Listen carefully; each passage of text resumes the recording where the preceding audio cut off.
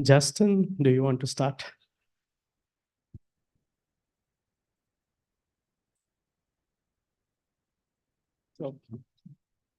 Good morning, everyone. Thank you so much for joining today for the Grasp on Robotics seminar series, the first seminar of the spring semester. I'm Pratik Chaudhary. I'm a faculty host of today's talk. As a quick reminder, previously recorded talks from the previous semesters and the ones before that are available on the website. If you're joining us via Zoom, please put in your questions in the Zoom chat, and our student host will relay them to the audience and the speaker. They might be answered during the talk or at the end of the talk. If you're here, of course, just raise your hand and we'll bring you the mic. It is useful to wait for a couple seconds until the mic comes to you so that the people on Zoom also hear these questions. I would like to introduce the two student hosts of today's talk. Dexter Ong is a PhD student in computer science. He works with me on event odometry. Christopher Su is a PhD student in electrical engineering. He works with me on multi-agent control problems. And with that said, I would like to introduce the speaker, Professor Dinesh Manocha from the University of Maryland. Dinesh is Paul and Chrisman Irby Chair of Computer Science and a distinguished university professor at the University of Maryland in College Park. His research interests have always been in computer graphics and robotics, so in particular, physics-based simulation of real environments and how these environments would be used by robots to build autonomy. So as a student, when I was your age, I remember studying a lot of papers on RRTs and collision checking and computational geometry from his group. He has developed a number of influential software packages on these problems. He is a fellow of the AAAI, AAAS, ACM, IEEE, and a member of the ACM SIGGRAPH Academy. He is a distinguished alumni of IIT Delhi and a distinguished career in computer science award from the Washington Academy of Sciences. Today, he will talk to us about robot navigation in complex environments. Please take it away. Thank you.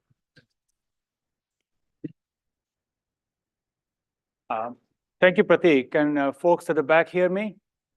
And what about folks on Zoom? Can you double check? Audio thing. Okay, great. Thank you, Pratik, for the kind words. It's always an honor and pleasure to be here. You know, GRASP, I've been a big fan of GRASP since, I guess, thanks to Rojena, since 90s. You know, when I was a grad student, I grew up reading papers from GRASP Lab. So that's how my career started. And seeing so many of my friends here coming to UPenn is just meeting your old friends again. So it's an honor to be here. So I'll talk about some of the work we have been doing on what we call robot navigation in complex indoor and outdoor scenes. And, you know, here are some of my students, recent and former students. I would always say, you know, if you hear some good ideas in my talk, they are the people behind it. So I'm just talking about my students' work. You know, many of my students, some of them have graduated. We also been working with Amazon Lab 126. So I want to acknowledge my collaborators there. And you know, we go about it. So this is 2024, right? It's a cool time to do robotics. And, you know, I'm coming to GRASP Lab, one of the best lab in the world in doing robotics. So how robots is taking up, I can learn today from you. So, you know, this is amazing to see all kind of stuff you're doing. But, you know, if you see robotics, which is like the first robots were deployed in the early 60s, General Motors, you know, and in the last 10, 12 years, there have been a lot of amazing trends. One of these is that Amazon, right? Amazon has become one of the biggest robotics company. Last I heard, they're deploying more than 500,000 robots, or more than that, in their warehouses for all the time, doing all kind of stuff, or Berkshire Grey. So we're seeing a lot more robotics today than the traditional painting and stuff. And robotics is a very big field. One of the problems which I'm going to talk about is robots have to move, mobile robots, and navigation. It's one of the most classic problems. Even if you take undergraduate class on robotics, you learn about planning and navigation. So it's one of the most fundamental thing. So this is an old topic, but what are we doing here? We'll talk about that. So Advantage. one of the things we want to do is what we call autonomous navigation. You know, everybody likes autonomy nowadays, autonomous cars, you know, and autonomy is coming up. So one of the things I ask myself is nowadays when I go to any building, you know, this nice building at UPenn, right? I've been hearing about a new AI building coming up. I think this afternoon I'll get a chance to reach your building Pennovation. I look at the building. Buildings were designed for different reasons. I ask myself the question, how robot-friendly is the building? And I'll tell you, we have this nice, beautiful building in Maryland full of glass 5 years ago. And I told our donor, I said, one of the best computer science building, but it's not robot-friendly. And I'll tell you about that. And not just buildings, you know, when you walk in the cities, right? Go to Philadelphia, go from here to your Pennovation. There's a construction going around, there's traffic. So can robots walk around in the streets next to us? That's the kind of situation I'm dealing with, you know? So can we develop robot capabilities to walk in any building, walk on any street? It's one of those dream challenges. And of course, we're also entering an era where there's a talk about human robots working together. There's an emerging field called social navigation. You can find gazillions of papers that when robots walking next to a human in a big crowd, you know, are the robots human friendly, you know? And that's a lot of cultural issues that are coming up there. So this is some of the things I'll talk about. Now, just to get up front, you know, these problems are not new. As I said, I got this slide from my friend Kostas Bekras, who's at Rutgers. You know, he did a wonderful survey of motion planning. I myself got exposed to motion planning when I was an undergrad in India way back in the mid 80s, you know. So the traditional roots of this goes back to some of the earlier papers, goes back to late 70s. Probably many of you are not even born that time, right? Theoreticians doing motion planning. Tomas Lozano Perez, who's my grand advisor, wrote this classic paper in 1979, configuration spaces, which we all use. A lot of people from control theory brought potential field methods. Dan Kodacek is there in the audience. Dan, this is some of the greatest work you did on navigation. So this is all this, a lot of people have worked, including a lot of people in this room, you know. So this is how the field has progressed. It's really amazing to see. I always tell myself, what was motion planning navigation 80s and 90s? And what is motion planning and navigation in 2024? You know, it's fun to see where things have progressed. Of course, right now, in the last 7-10 years, you know, we say everything is driven by machine learning, you know, at least not everything, but a lot of things. There's a whole conference that has come up in our field, besides the typical robotics conference like ICRA, IROS, RSS, Coral, you know, conference on robot learning. There was a last conference in November in Atlanta, more than 1,000 people showing up. That just tells you hot trend. So people are also doing a lot of learning, just like here doing it. But literally, what I'm going to talk about is, you know, robots are, if you see robots being deployed today, they work in a situation which I call a robot friendly. So if you look at this Amazon warehouse story, right? Sure, they're deploying 500,000 robots, right, for moving things around in warehouses. Since rolling out the Kiva robot But across these its fulfillment warehouses are centers, designed to by be 2018 they had 100,000 very of them. robot friendly. By now Like, that figure has they comfortably make new sure iteration, meaning there's a more reason why they use this orange color robot. You probably will not use orange color robot if you sell it to your consumer product. They turn the lighting, they put these sensors on the ground, RFID, and they work around. So the warehouse they designed, they're like huge warehouses. Some of them are mile long, which are robot friendly. And also from what I learned, you know, is that when the robots move, they make sure there are not too many humans next to it. So they know the environment well.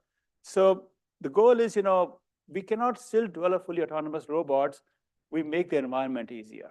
So that has been the trend, and which is okay. Like, it's just like, you know, I give an analogy of airports or versus driving on the street. When you drive on the street, autonomous cars, even with Tesla, you got to be careful. But airports, you know, runways, there's the air traffic controller. The air traffic controller say, you take off, you till land. So they make sure that air traffic controller is guiding it, and you need to collision avoidance as such. There are, of course, sensors there. So this is where things are good. But let's come to example of my collaboration with Amazon. Amazon introduced consumer robot. I don't know if you have it here for $1,500. It's actually, I really applaud Amazon, this Lab 126, that they want to build a robot in a home. And if you think about it, every one of us has a home, apartment, whatever. Even our offices, I'll go to faculty offices. They're all messy, but George's office was not messy. George, your office was very clean this morning. I should say. Since George is my friend, I can pick on him. Everybody home, my wife complains, some of you know, Dinesh is the most messy guy. He makes one mess in the morning in the bedroom, one mess in the morning in the living room, one mess in the morning in the kitchen. And then he makes different mess. So she says, I'm generating what is called spatial temporal mess. And she has to put up with it, right? So home, having a robot in everybody's home layout is different, mess is different. You got cables on the ground, you got pets, you got babies. So Amazon is doing, I really applaud them for a very challenging project. This is just a commercial of Astro going around. And the goal is walking. It has this nice sensor, with a camera. They don't have LiDARs. And playing with kids, you're doing some kind of. All right, ratio. Come on. So this is the nice commercial video, especially people living alone. It can be a companion. You can do telepresence. You can check on your older parents. So this is remote monitoring. This is great. Now, not only Amazon trying to sell this as a consumer product, they keep it less than $1,500. Is that a good price or not? Economics are that. But when you have $1,500 budget, it creates all kind of hardware limitations. They can't put LiDAR. They cannot do big GPUs for machine learning, computer vision. So all the issues come up along with that, not this thing, and social navigation. So while this was a part, but the problem comes up is when you go to different homes, homes have constrained spaces. If a small apartment like this comes up there, you got humans and pets, and you'll be surprised in your homes, the kind of lighting condition, the shiny floors you get, the mirrors you get. In fact, one question, I went to the lab at Amazon. They have a 2-bedroom apartment lab set up with 10 Astros testing. Bedroom, living room, kitchen, everything. If you were to make a guess, which room in your house is the most robot challenging? Anyone want to make a guess on that? Kitchen or anybody else? Yeah. Living room. Actually, it's your bathroom.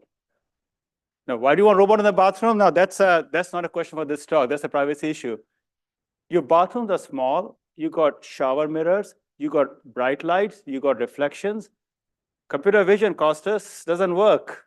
Costas is my friend, right? See, I pick on my friends. So that's what happens, right? That's it. So you saw the reviews came up here, this is like a review of somebody talking about robot in your kitchen, And while a robot vacuums, It's like commercial Astro is products, so much, reviews much come up. smarter. First off, it doesn't bang into my feet all the time. Instead, it's able to follow me around without getting in my way. It rarely gets stuck. Besides that one time it came face to face with my daughter's stand-up bass and wisely sat motionless next to So imagine $5,000 robot destroying your daughter's instrument, right? And look at the CNET review. These are like, you can find a lot of commercial reviews on YouTube like this. How the lighting changes. See, you open up your shutter. It's a bright sunny day, cloudy day. So the challenge is, and you come here, home lighting condition, you could miss out, So building just to give you an example, building a robot for $1,500, which works everybody home, is actually a very challenging task. We'll talk about that. So this is what they're doing. Now, Amazon also did a project. They were trying to do delivery because Amazon spent tens of billions of dollars on robot delivery. They were testing Scout, this project they discontinued, like your product will come here. But this is a nice street, right? Now, I did sort of project with my work on navigation with my former student at Hong Kong University. I'm from Asia, India itself, and he's Asia. These are the typical situation here. So the question comes out to be, you got all the crowded settings, especially Asian cities are much more crowded, right? With all kind of challenging, and we can talk about which cities are robot friendly. I'm in DC suburb versus Philadelphia, which is more robot friendly. We can figure that out. But this is like the places where robots are going to work. And when you talk about robotics and navigation, if you look at the money and the media attention, in the last 10 years, the most has been autonomous driving. Autonomous driving is nothing else but a robot on the street. Streets of Philadelphia, streets of Maryland, streets of somewhere else. You see all this wonderful talk about Google driving, Waymo driving, and Cruise in San Francisco. So they're mapped. When they drive in some cities, they really map it well, to every millimeters. They really do it. And of course, there's a nice cities they have done. I'm originally from India, and actually we released a data set of Indian driving. This is called, Meteor. So this was a paper at, ICRA a while ago. So this is when people drive, there are no lanes on the road. People don't follow lights, right? Now, so this is what I call complex environments.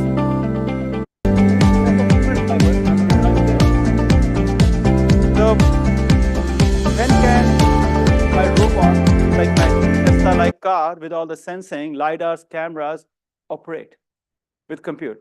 So this is, an autonomous driving industry is finding the hard way that Elon Musk predicted will be solved by 2018, 2019, level 5. Here we are in 2024, and you saw what happened last 6 months. Cruise pulled back from San Francisco. So even after last I heard, the autonomous industry, driving industry has put in about $70 billion the last 15 years. And we still don't know if and when level 4 will come, and let's not predict. So that's of course the challenge. Now, let's see what we can do. This is where we are coming from. So the basic idea you learn undergrad classes, okay, if you want to do this planning, you have this 3 loop. First, you have some sensing, computer vision. Some LiDARs, cameras, we're doing other sensors too. Planning, right? So a lot of my work is, my group of work is on planning. You do the action planning. And the control, I'm sure grasp as all these people come together. Now, one thing in the last 10 years we have seen is that the machine learning methods have been deployed. Each of computer vision really relies on motion on learning. A lot of RL method coming into this come up there. But one of the things we are trying to do right now is, we can have a whole lecture on what is learning good for, what is learning not good for. And this is an evolving topic. But what we are trying to do is there's a lot of classical history, like I showed you some of that, the classical motion planning, potential field methods, sampling-based methods, optimization methods, combined with learning. I think the best is to do is learning good or bad. Learning has a lot of wonderful things to offer, but learning itself cannot give you guarantees, especially for difficult situation. Let's build on the prior research and learning, and how can we do it? And that's the attempt we are trying here. So what I'm going to do today's talk, I'll show you some of the work we have done in what I call complex indoor scenes. You'll see what my complexity means. Then I'll go to complex outdoor scenes. We have a large project with the US Army, Forces of the Graces Quota. I know UPenn also a lot of collaboration with them.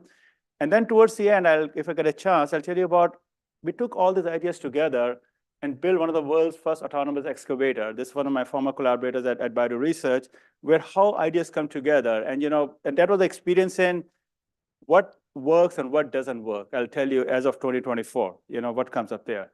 So let's look at indoor scenes. So one of the indoor scenes we were trying to do was, I want to deal with most robots you see operated like Amazon warehouses or this thing are kind of empty spaces. But I just love crowds. I'm from Asia, India, very crowded spaces. I also did a lot of work on simulating crowd. In fact, one of my great friend is Norm Badler, who also was at UPenn, did amazing work. Crowd, we used to talk a lot. But I want to put my robot Lou, this is the lobby of our building with a crowd. So you see what we did, we took a simple turtle bot. We put like a 2D LiDAR camera, and you see this clumsy looking laptop with a white string. This was my GPU power. It's a lab in the road. This is a couple of years ago. So the idea was, can we build this robot? If we let this robot loose, there's no mapping done. We can talk about SLAM versus no SLAM, but I want to deal with crowd. SLAM is kind of, we know how to do SLAM, but I want to deal with very dense crowds with all kind of fun stuff. So the idea here was, there'll be a lot of excitement about deep reinforcement learning. You see lots of papers there. We want to bring deep reinforcement learning. It has some fun stuff. Reinforcement learning itself is a great thing. I think of reinforcement learning as nothing else but trial and error. And with deep reinforcement learning, you combine with a little bit deep learning. But one challenge here was to see what sensing we can do. Because again, look at the size of the robot. It's not like your Tesla, where you can have 8 cameras and so many big LiDARs. It doesn't have a big GPU. Tesla can afford it. Astro cannot afford it. So these form factors come up. So we try to do multiple things. We look at like fusion with 2D LiDARs. It's cheaper and simpler, along with RGB camera. Now, these are getting better and better thanks to smartphones, but we literally do it together. Now, when you try to build reinforcement learning, you do policy training, and you need a lot of data. So on any machine learning method works depends on how good a training data you do with it. How do we get data? There's so many data sets paper coming out today, especially if you're Google and Meta, you can get a lot of resources, but poor academics like us cannot afford that.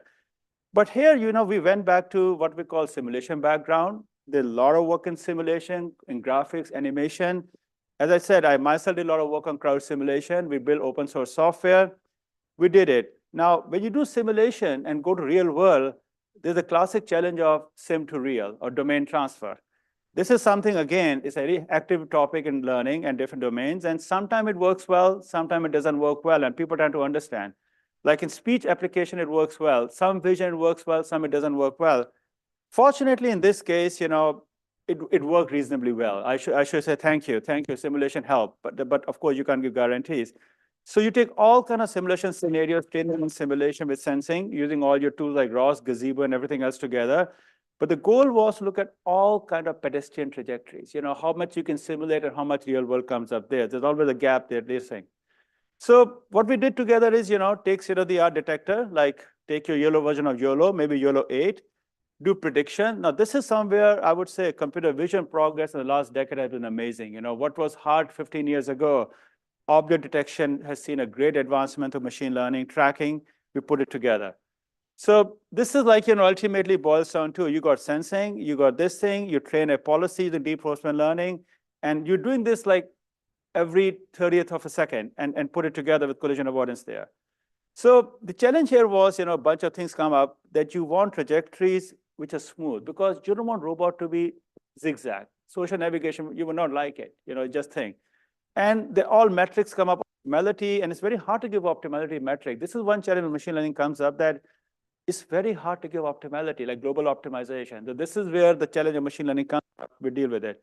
So this is the system. This is a couple of years old now, but tell you how it worked. But just let loose in our building and testing in more and more crowded situation. No planning, no SLAM, nothing like Google Drive. It's just running around in my lab.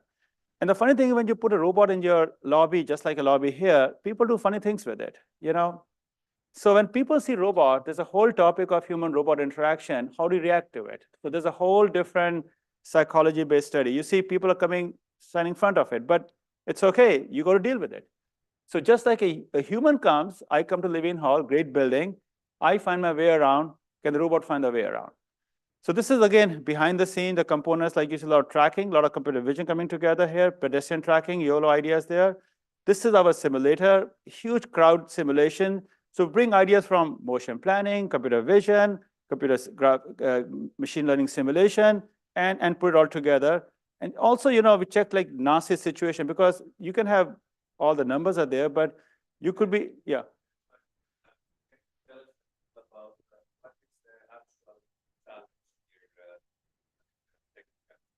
Sure. Yes.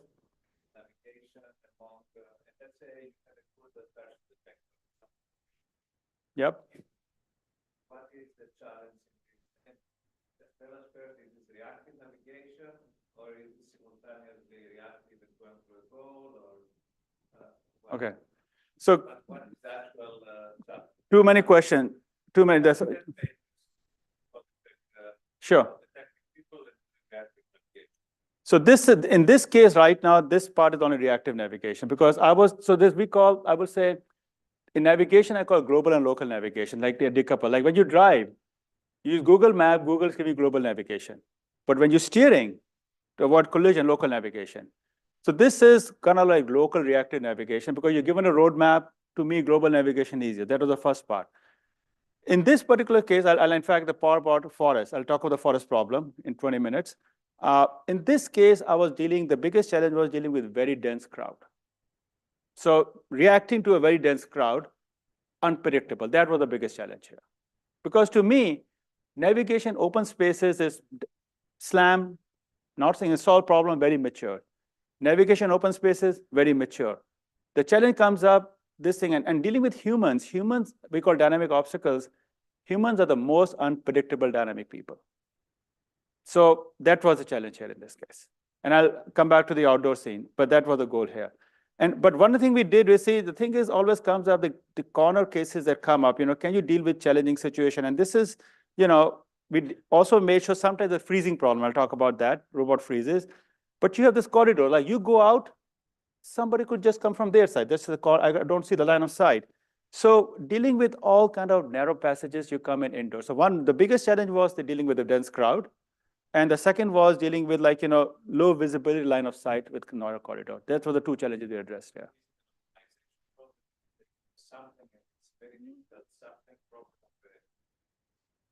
So there are all those great, as I said, first of all, I cannot give optimality guarantees. So it's very hard. This particular work, this work I showed you was purely learning. So in this case, the idea was, the biggest challenge was, so we're doing all the computer vision tool, YOLO, and we want to build on it. Since we're doing computer vision based on machine learning, we opted in this case doing same machine learning for planning. Now, whether planning you do with optimization, sampling, or learning, the 4 different great ways. Because we were doing computer vision with learning, we say let's also do learning-based, DRL-based for planning, which has a lot of benefits, but will also come with its own problems. The only problem is we can't get optimality guarantees. But this was part of the also goal here was, and this is one of my things I for the talk, integrating perception and planning. Because they have to go hand in hand, you know, to this, I'll come to that. So that's one part, we'll do this here.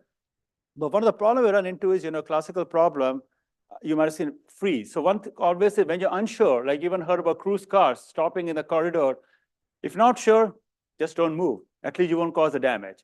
So this is a classic problem called freezing robot, you know, that how do you wait? So how can we run into minimize freezing behavior? Because if a robot comes and stops in front of you, from a social navigation perspective, that's a pretty bad behavior. Like somebody comes and stops you in traffic, you're going to get upset, right?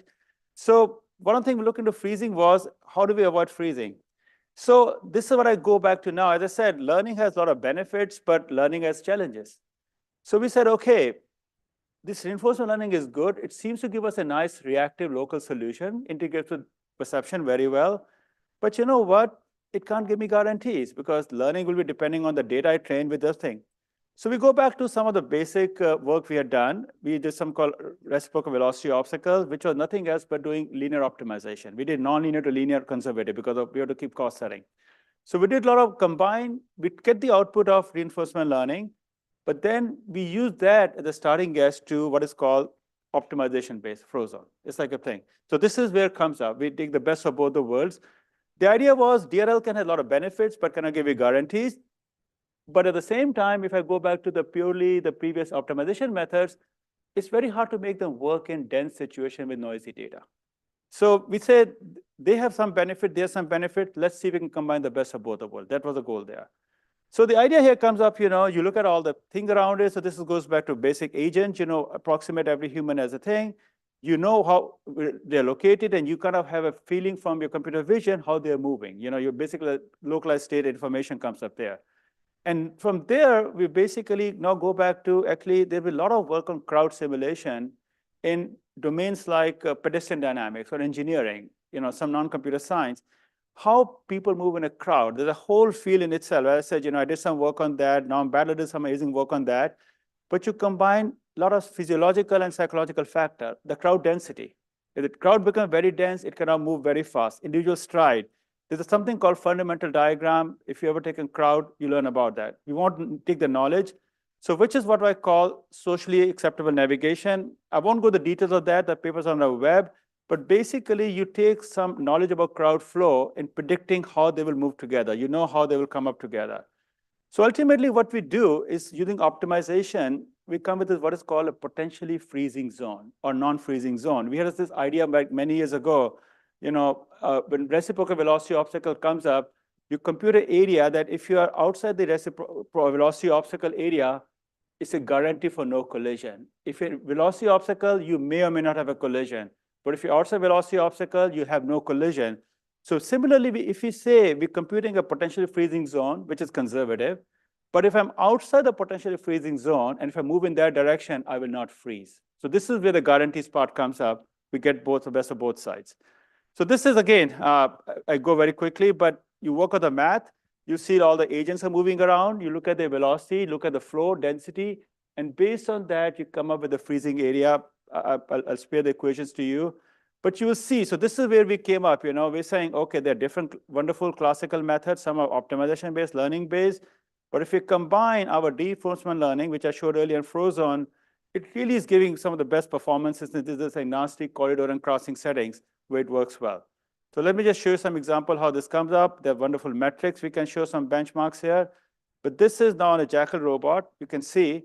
So it kind of doing the reinforcement learning, again, reactive navigation, but it is also taking into account how do I move around to minimize the chance of freezing.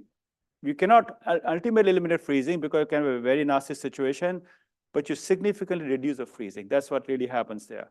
So this is an example of robot about freezing come here, but there's some cases like you can see how it's moving, looking at people expecting, and doing this frozen computation behind the scene and come up right here. So this is just, again, simulation going around, comes up here. So how do we do it? Now, one of the problems we also come into was actually dealing with glass.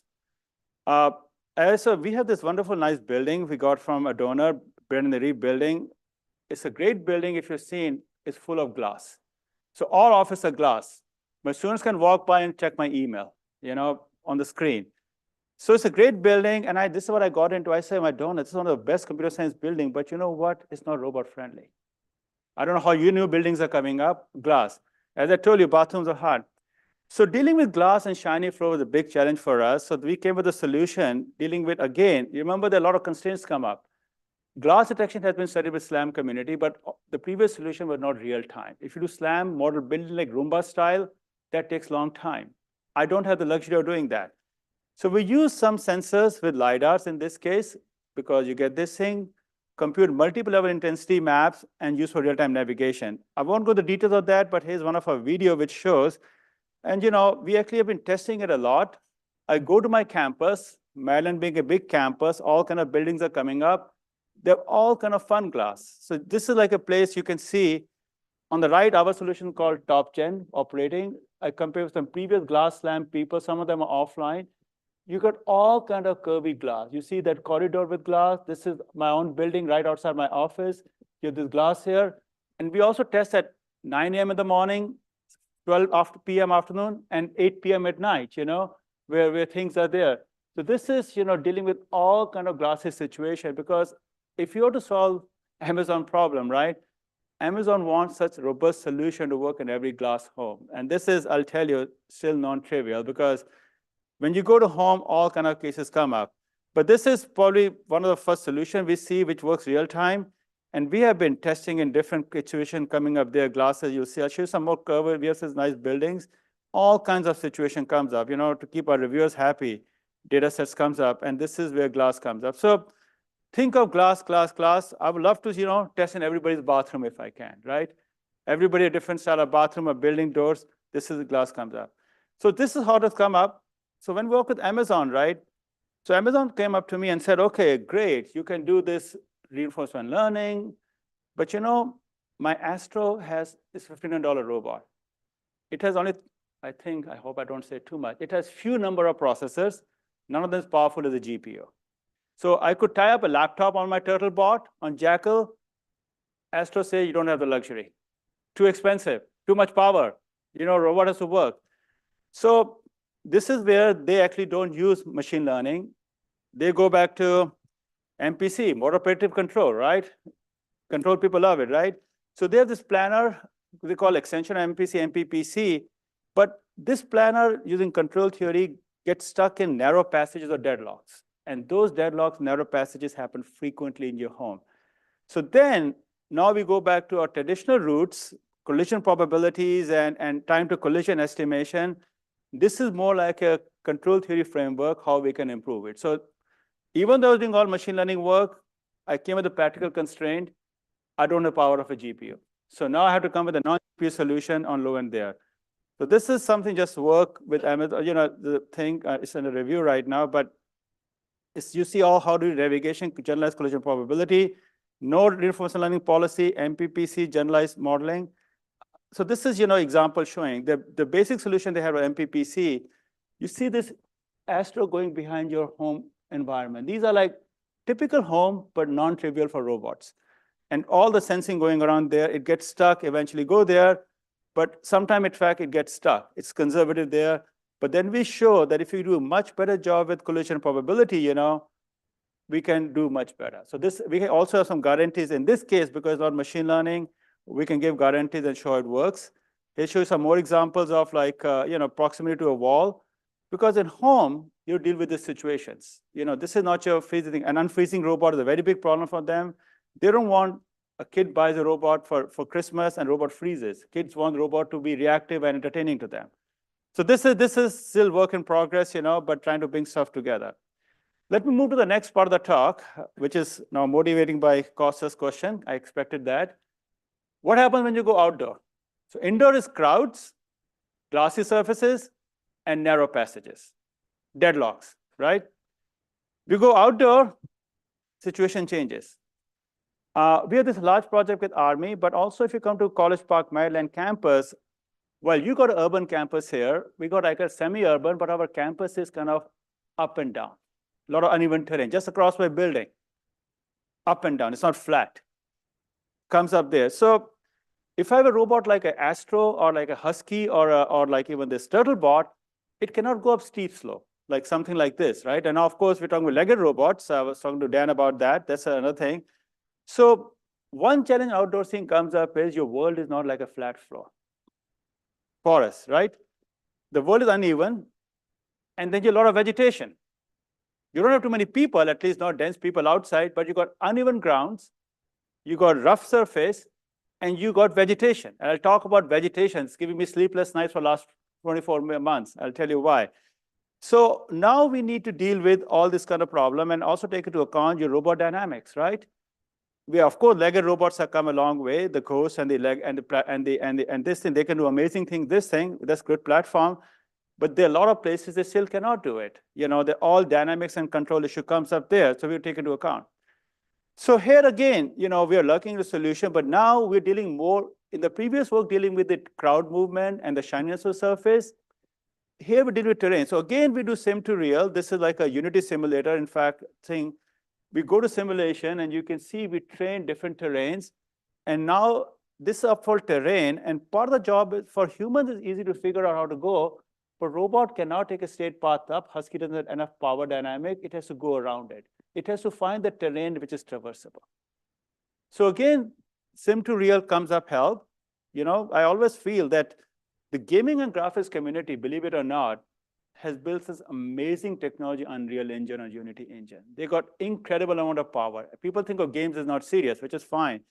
But they have some of the most powerful simulation tools, open source or not, available. It's not perfect, but if we can use them, why not? Right? It's all about data. Synthetic data comes up there.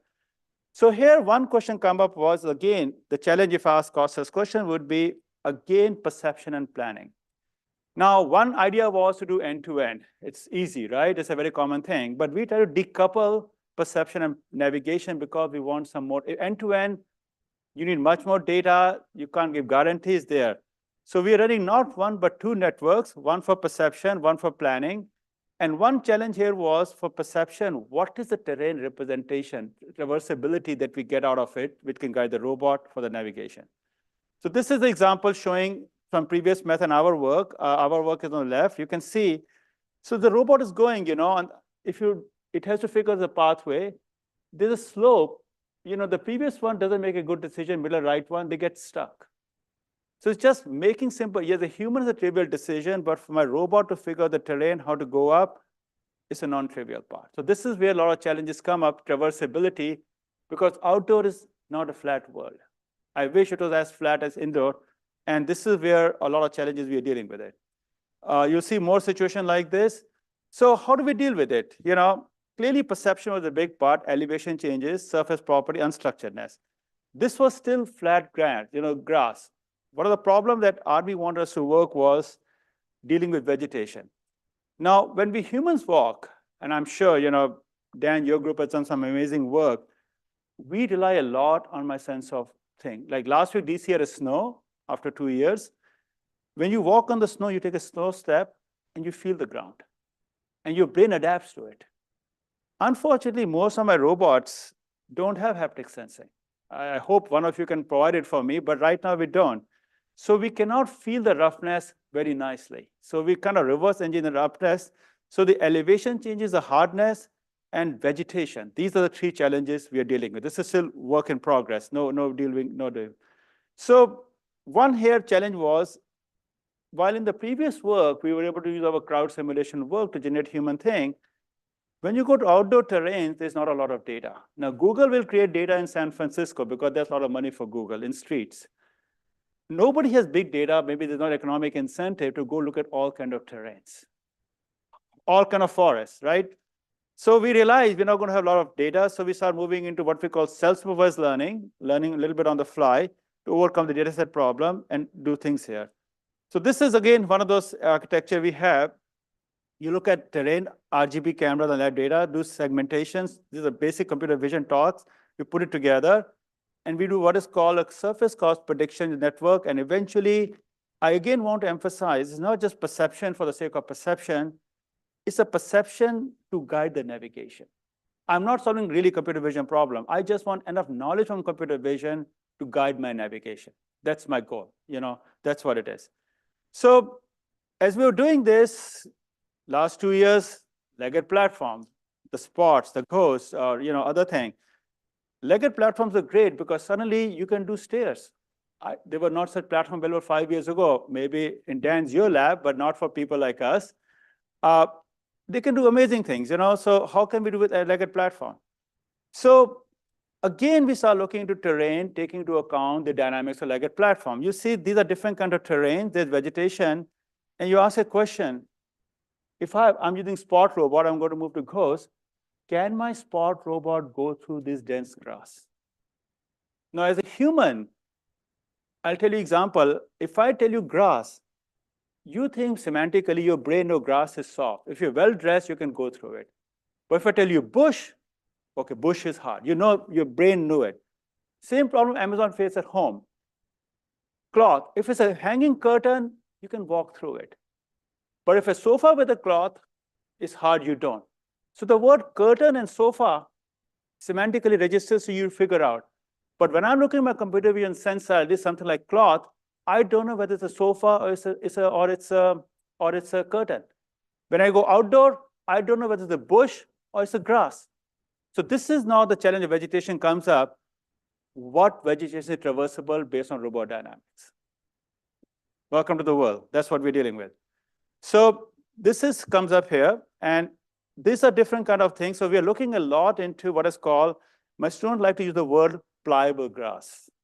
Grass which is pliable, which is for the robot dynamics versus non-pliable. So here, different kind of example. Grass is actually just our name. No connection with your lab. Sorry, we put an E so that we don't copyright your famous lab. But it's basically, and these are a lot of solutions we have done, PSP net and low lighting dealing with it. So this is, outdoor system navigation we have built together with lots of things together. We just presented the system at ISER just last year.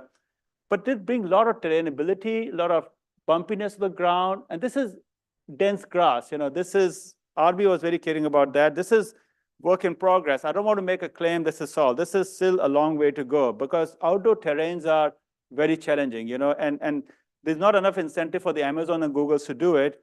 But this is showing all the layers, sensor input, processing, perception, planning, all come together. And these are different components we put together. I also show you some proprioception. This is just integration, but you're seeing how we're doing elevation analysis, surface analysis, vegetation analysis. Each of them is a computer vision problem. We put it together. So this is just showing our system different terrain. This is our campus. And remember, you can make a wrong turn and robot can get stuck very easily. So we have to analyze the vegetation and figure out the robot is going into what we call friendly vegetation or pliable. This is all on the fly. So this is, and I'm sure you can go to forest. This is like rough sand, okay?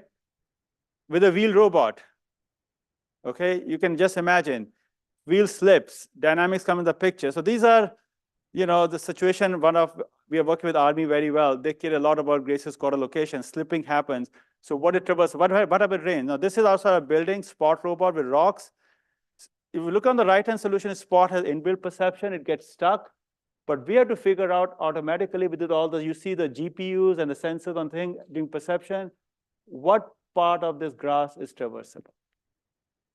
And trust me, you can get all kind of vegetation, and developing a robust solution is not easy. And spot, this is what happened. You saw slipping there. So developing a robust outdoor navigation system, which can work in all kind of vegetation, I still believe is a long way to go. But this is, I always go back and see where things come together.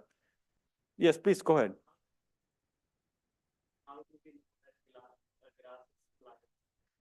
Yeah, so that's a great question. So we are using a whole bunch of, as I said, it doesn't even, robot doesn't have a sense semantic is grass or is bush, right? So we're looking a lot of data from the sensing, right? I wish we had a haptic sensing. We look at a lot of grass and like a lot of LiDAR and camera data. And from those material, we're making an estimation of pliability, like density. So it's kind of like heuristic, learning-based heuristic there. It's not a most robust solution. But basically, it could be hard bush versus soft grass.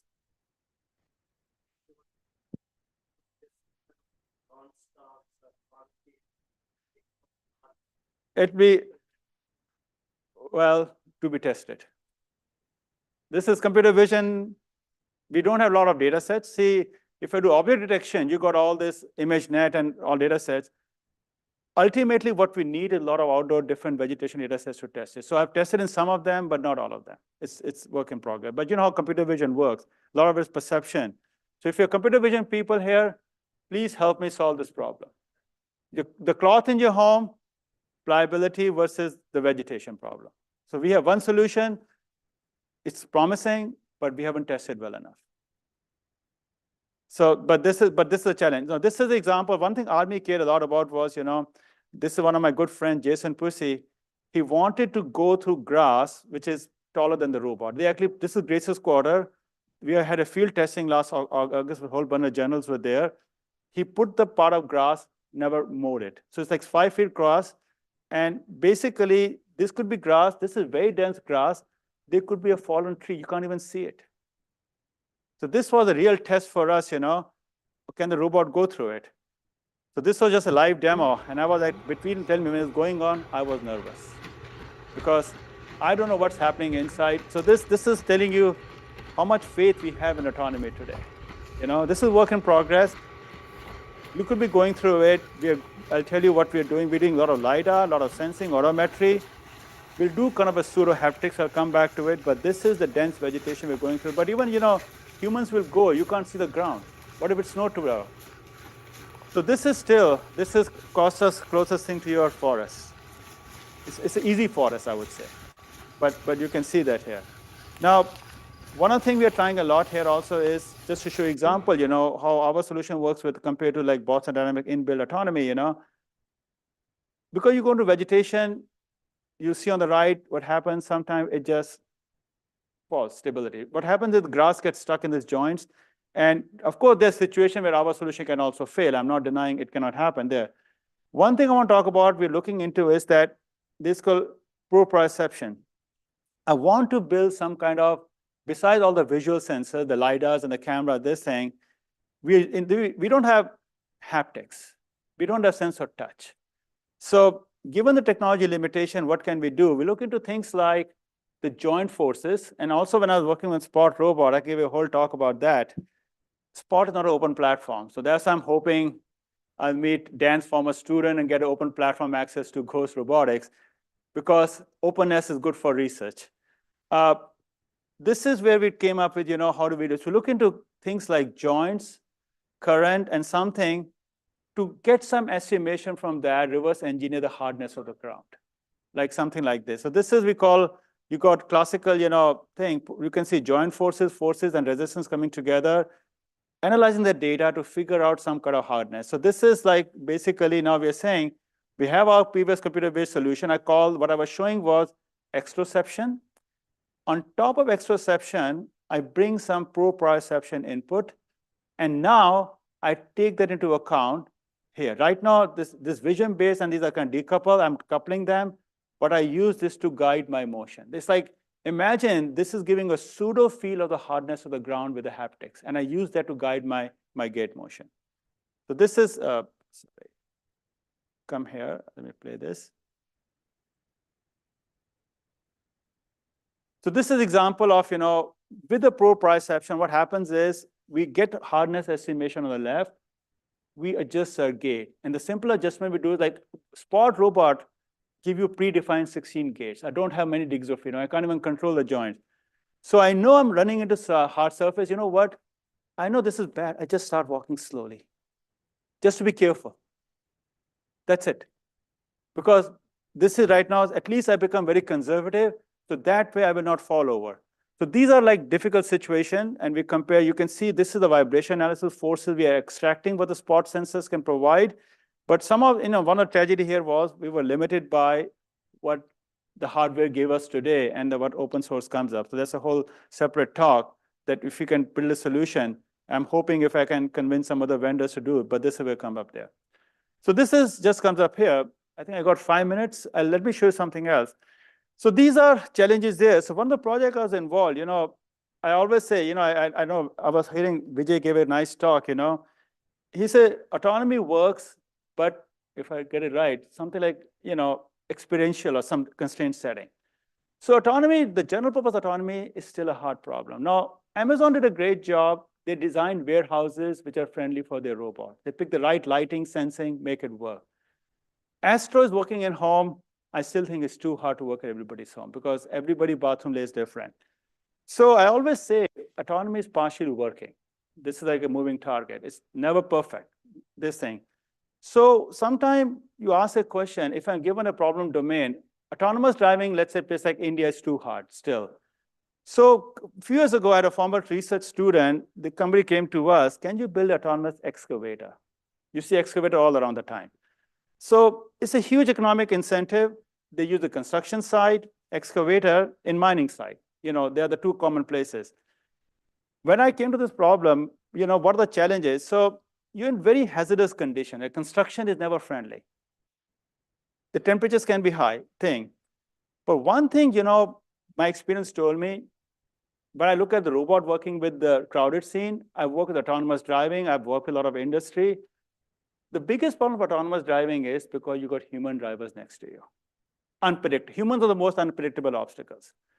So I say one good thing of this is it has a lot of construction side, a lot of weather problems, a lot of computer vision challenges, but guess what? When you do excavation or this thing, you kind of tape it off, there are no humans. You kind of construction, right? It's humans, you people out of it. So you make my problem easier. Not having unpredictable humans, to me, is the best thing for robots. That's my experience. Robots and humans are just fundamentally hard. So we took this robot, this appeared in Science Laboratories, got on media coverage, excavator like this. We put all kind of sensors. These are heavyweight excavator. They're light, medium, high, right? You got camera, LiDAR, sensors, pressure sensors. So this is engineering a system to take the technology to make it work what we can or cannot do. It's like a very engineering-oriented solution. The goal here was we wanted to build a system not with just a video for 5 seconds of an ICRA paper. We want to deploy it. It's being deployed. And I told the goal was to see, can it work 24-hour nonstop? I just put a challenge, like day and night. This was the goal. So we want excavator, we want efficiency, which is close to human, robust, and show some deployment. Now, of course, being navigation here, there's a whole bunch of teamwork on perception, planning, and control. I'll tell you, perception, one challenge came up was, so this was the planning part, and one problem we came up was, excavators are working in dusty areas. There's just a lot of dust. Your images are not clean. So one of the things we came up with the paper was de-dusting filter. So what do we do?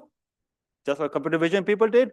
I took a lot of data, I dustified it, have the clean data, dustified data, train it, and based on that comes the de-dusting classifier. Computer vision 101 cost us, right? That's how you generate data, do it. So we build this 2D parsing, 3D parsing. This is the part, like the basic operation they want to do with motion planning, high-level disposal, loading, road the thing. We turn this high-level task problem into a bunch of motion planning problem and eventually go to control. So this is, again, an exercise in combining, taking all the thing in computer vision community, taking motion planning community, control, putting it together. It's a huge engineering effort. There was a team of 10 people working for 3 years. This still takes a lot of time.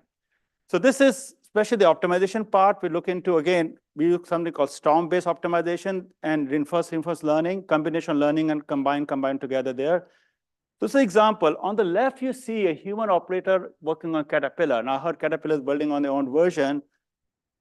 Part of how you operate it, how you dig it, you want to be the maximum sand. And the human has a good sense of how to build it and this thing. On the right, it's a toxic thing, totally operating autonomously. So again, estimation, right? Same kind of problem. How much do I dig and how much we do it? So this is showing, and we also did a concern of efficiency. You know, we found compared to, of course, trained humans are much better. We're getting anywhere from 85% to 100%. 85% or 90% was good. So we're getting close to 90% thing. And as you train better and better condition, and also you have like the different version excavator, small on the right, medium, and left comes up right here. So here's the demonstration we did. You know, this was a nice high profile show.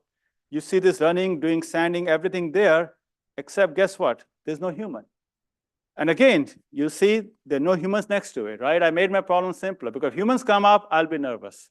This is heavy equipment, right? Safety issue will come up. But this is the kind of typical thing. So this is an example of what I call, you know, for a right problem, autonomy can work. Now, what's the right problem? That's a long debate. But computer vision, planning, control can come together. And my take is, as long as you keep unpredictable humans away, life is good. So that's just the way things are. This was the example we did see. You can see operating. This is actually toxic waste. It's unsafe for humans, you know, toxic material on the left. You don't want humans to operate. Mining industry people deal with, like mining people have health issues. You know, if you go to some mining place in Australia, and there are really issues. So this is where technology can be. Mining is for transportation and loading. This is called loading part. You see this here.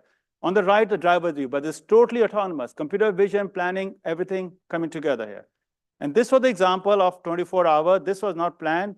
So this was run for 24 hours, starting at midnight on the top left, 6 o'clock in the morning, this, and you can see how there are 4 different videos, how the excavation job progressed.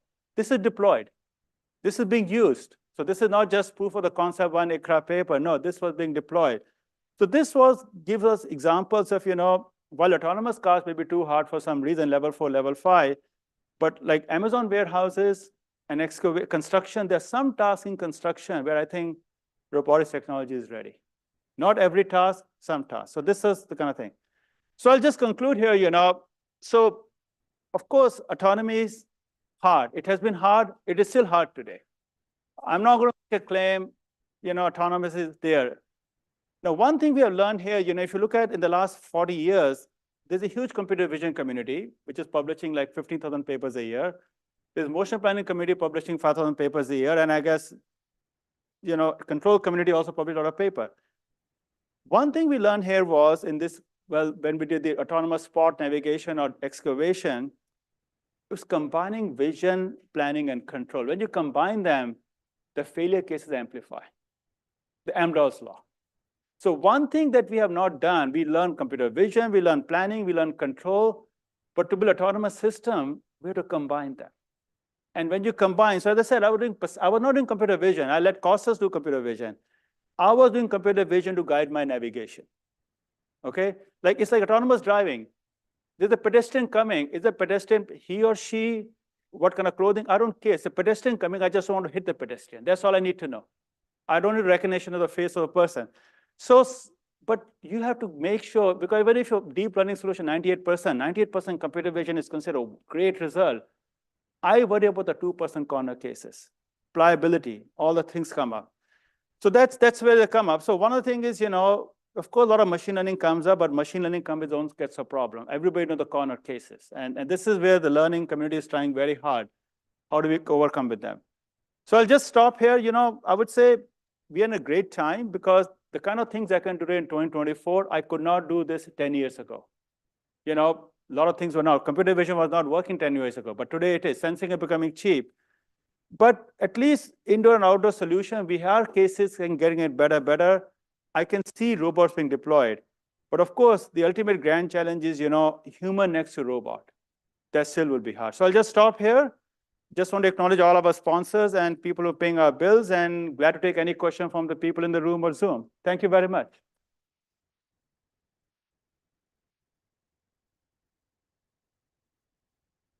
Thanks, Pastor. Okay. Do we have any questions in the audience?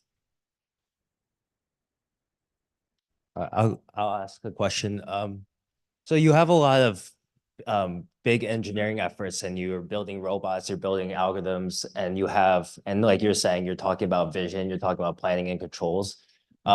With your your students, how do you have them cross so many modalities, and how do you bring them together to build such a large engineering effort? Well, engineering is always very hard, and building a robot system involves a lot of engineering.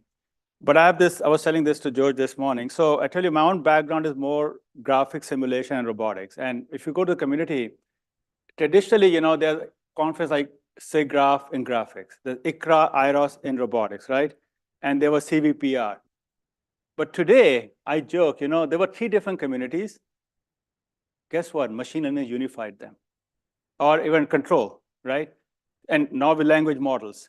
So in this case, like the solution I present, like indoor navigation, outdoor navigation, the real glue was machine learning.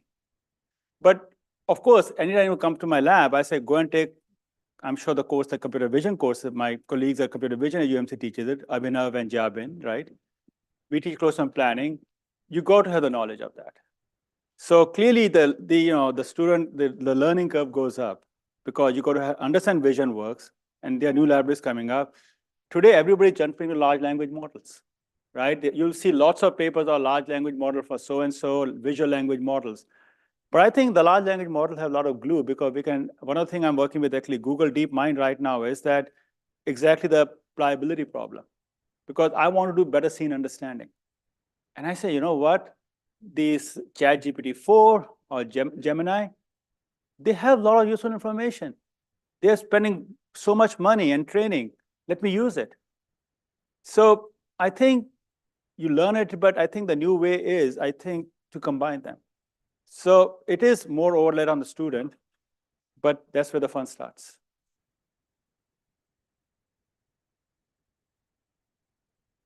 A great talk. So in the work that you presented, you had both machine learning approaches that were trained in simulation, and also at other times you mentioned the lack of sufficient data. So in your future research, which do you think is more important to you, addressing that sim to real gap or trying to scale your data? Both. Because, so sim to real is not a new idea. And domain gap is a fundamental problem, right? And I myself worked on different problems. So of course, I also did a lot of work. I used to do audio simulation, synthetic, because a lot of graphics people do. Graphic is about simulation and games. And I use my audio thing for speech. So a lot of this research is empirical. So in this case, the crowd part worked well. Thank you. Terrain part kind of works well, not always. Speech, it worked well. But there were many cases I've done cloth manipulation, it hasn't worked well. And sometimes, a lot of machine learning research very empirical. You try the simulation, you try result, it works well. And I don't think we have a very good understanding of where the domain gap hurts you, where it doesn't hurt you. So it's still kind of like trial and error, right? So, we all know the data is a problem. Simulation is getting better and better. Because I tell you that Unreal Engine and because the commercial market of gaming is like a $30 billion industry. That's why they got some of the best simulation technology. Let's use it. So simulation will get better, but we also develop, all this language model, right? How much data they train on. I always say the biggest the data source I work with DeepMind is actually YouTube. YouTube has God knows how many videos. They don't even tell you number, billions and trillions. Video with audio and user text comments. So to me, YouTube or Facebook is one of the biggest data sources for scene understanding. So I'm just telling, let Google train their Gemini next version on YouTube and give it to me. I can't afford, I will use it. So my take is, I will take everything. Keep your mind open, but these are hard problems. Big data is, especially academia, we just rely on industry people to do that. Yeah. Thank you for a great talk. I wanted to ask you a question about how you were speaking about how it is beneficial to focus on bespoke kind of computer vision outputs that are kind of affordances effectively, right? For a very specific task, a very specific embodiment. And there's been a lot of progress in computer vision the last few years with computational models. Large models that can be repurposed for any new task, right? So have you thought about kind of what the pros and cons are of having these kind of bespoke solutions that need to be kind of tuned to every specific task and every specific robot, as opposed to this kind of large foundation? Is there some way of kind of reconciling the two? Is there some way of kind of using the progress that's been made in broad general purpose computer vision to then adapt it to your specific tasks? Yeah. No, I think it's a great question, and there are two parts to your question. One is that I think I'll tell you, just like, I don't know about you, but I'm understanding what foundation models can or cannot do. It's a moving target, right? I'll tell you one example came up. So this is just an empirical example. So I was doing this outdoor terrain, right? And I say, if I tell you grass versus bush semantically. So we were doing this testing our system. Of course, we can detect tree bark with LiDAR. So it's hard. It's not pliable. There was a situation with the tree covered with leaves only. So my computer vision see a whole bunch of leaves. Oh, leaves are soft, right? So I was like, I'm working on a project with DeepMind people, Google. I took a picture of a tree with leaves and put in their whatever server they had. So I was struggling, could not figure it, say output tree with leaf. I said, oh God, tree with leaf, tree. So that was just this thing. Now, the real question that you ask is the two parts to it, So yes, I think whatever vision is doing visual language model, I think foundation model have done a very good job with the language part, the L. The visual part is still, there's a lot of potential. In fact, we did also work on a lot of hallucination problems. So let the vision community figure out how far VL can push. That they will do a great job. But you're right. The second part in my way of doing is, I'm utilizing computer vision research, and I'm saying my goal was robot navigation, excavation. I don't need the full computer vision. I just enough knowledge to do it. So all the solution that I presented, even the crowd work or the terrainability problem or the excavator, I customized to my application. So you're right. In each of this, the customized solution was application specific, and it'll be great research to figure out, what is the representation we need for navigation? Can you abstract it? So some students are looking at that problem right now. Especially recently, in vision, we are looking into, actually, I'll tell you, I just wrote a paper, nerve. Lingji is sitting there, right? I saw Rick Aros, I gave her a nerve problem to solve for me, right? And now Gaussian splatting. So these are very hot topics, and you see a lot of papers in SIGGRAPH and CVPR, and we actually taking those ideas we did a paper, we look at drone data, and we look at nerve-based representation, generated synthetic data used for training. So again, each of them is ad hoc. But I think the progress they're making in nerve, the progress they're making in Gaussian splatting will help things. So this is a long answer, but a lot of adaptation can be done, customization can be done, and benefit us. So all computer vision, please continue doing what you're doing. We'll use it. Thank you. Yes, Lingji. Thanks for the inspiring talk. I have a question. So you mentioned that machine learning is a very important component in this pipeline, and also machine learning connects a lot of components or steps in robotics, robot learning. So my question is that, how do you see using how powerful of this machine learning can they, because I see for example from Google DeepMind, they used just machine learning to learn from the input to output mapping without any these separate steps in the pipeline. How do you, what's your view for this? Do you think the machine learning can be as powerful as this is to solve all this problem without any separate steps of in this pipeline? Yeah, that's a great question, Lingji. In some way, as I said, the hottest thing in machine learning is language model, which is we understand the limits of that. As I tell you, even for our solution, end-to-end sounds very nice, right? It's machine learning, this black box function, input to output. But even this work, we decouple perception and planning. It was a decision, maybe engineering decision, and we still stick with it because we have more controllability. I think, as I said, this question could be a long debate. Machine learning is a moving target. First came deep learning, then at least in robotic reinforcement learning, language model has been the fashion for last few years. First came ChatGPT, now visual language model. People look audio language model, like multi-modal language models, right? So my attitude always is, I always think machine learning is a powerful tool which is getting better and better. I don't expect it to solve my problem, but it's getting more and more useful. So that's my attitude towards it. It's not perfect, it's getting better, but it has a lot to offer. So when I was doing motion planning a long time ago, 10 years ago, I used to do like all the optimization, the math, sampling-based method. Then somebody said, why are you using machine learning? Like, a lot of people in motion planning community they don't like learning-based solution because we can't give guarantees. And I say, you know what? I had to do perception and planning, and today I cannot do computer vision without machine learning. You tell me, you're the computer vision experts, right? Since computer vision relies machine learning, I cannot do the left part without machine learning. I might just embrace it. So, great question. I don't have a really good answer for you, but I think the advancement in machine learning is fantastic. I thank you all the people who are working on it.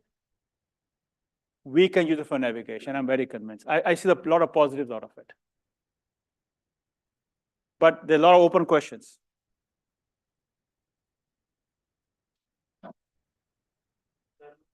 Let's thank the speaker again. Thank you for staying. Thank you again. Please tune in for next Friday. We'll have a talk from John Doyle from California Institute of Technology. Thank you.